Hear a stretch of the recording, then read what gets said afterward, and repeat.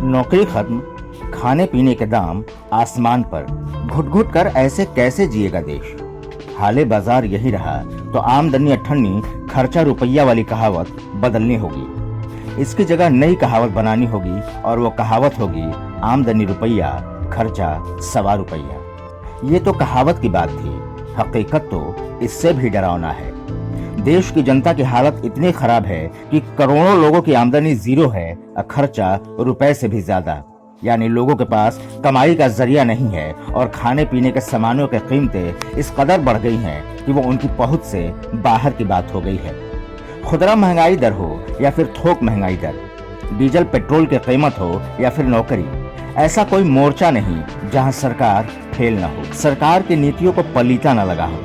दरअसल कोरोना की दूसरी लहर ने ऐसी तबाही मचाई है कि सरकार को लॉकडाउन लगाना पड़ गया, जिसका सीधा असर करोड़ों लोगों पर पड़ा, जिन्हें अपनी नौकरियों से हाथ धोना पड़ गया और बेरोजगारी दर एक बार फिर से दोहरे अंकों तक पहुंच गई।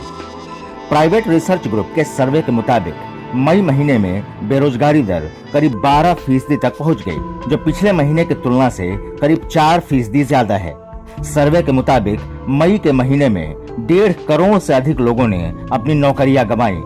जी हाँ, सिर्फ और सिर्फ एक महीने में 1.5 करोड़ लोग बेरोजगार हुए, यानी 150 लाख लोग। रोजाना की बात करें तो 5 लाख लोगों ने मई के हर दिन अपनी नौकरी गंवाई है।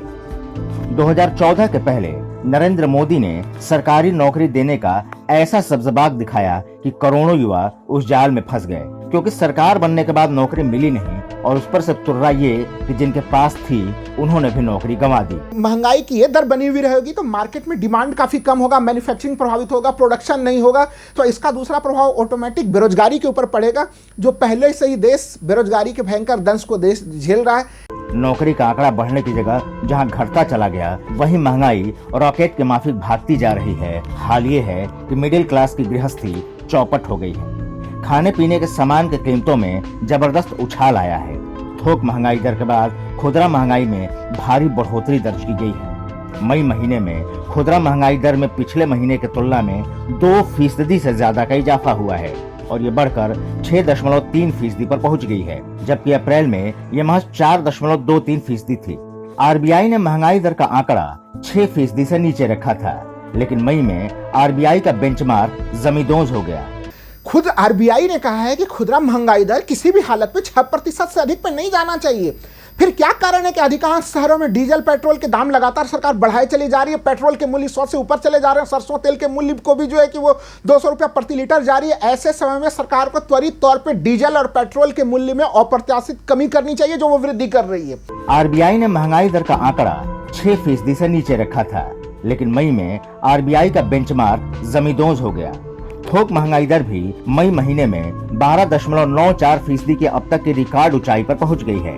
पिछले महीने ये 10.49% पर थी, यानी लगातार 2 महीने थोक महंगाई ने 2 अंकों का दायरा पार किया है। बेकाबू महंगाई की एक वजह पेट्रोल डीजल की कीमत में बढ़ोतरी को बताया जा रहा है। बंगाल चुनाव के दौरान कुछ दिनों के लिए भले ही तेल की कीमत नहीं बढ़ी हो, लेकिन परिणाम आने के 2 दिन बाद यानी 4 मई से तेल के दाम में लगातार इजाफा दिख रहा है। शायद ही कोई दिन ऐसा हो जब पेट्रोल डीजल की कीमतों में बढ़ोतरी न हुई हो। आलम यह है कि पेट्रोल डीजल की कीमतें कई जिलों में 100 रुपए को पार कर गई है। कई जगहों पर बस सेंचुरी लगाने की दहलीज पर है।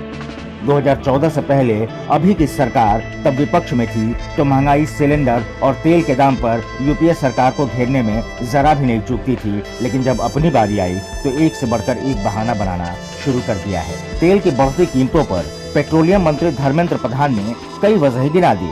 इन्होंने इसे वैक्सीनेशन का खर्च, प्रधानमंत्री गरीब कल्याण योजना, किसानों के खाते में रुपए ट्रांसफर और एमएसपी बढ़ाने से जोड़ दिया। ऐसे में सवाल उठना लाजमी है कि कल्याणकारी योजनाओं के लिए आम लोगों को ही चूल्हे में झोंक देना कहां तक लाजमी है।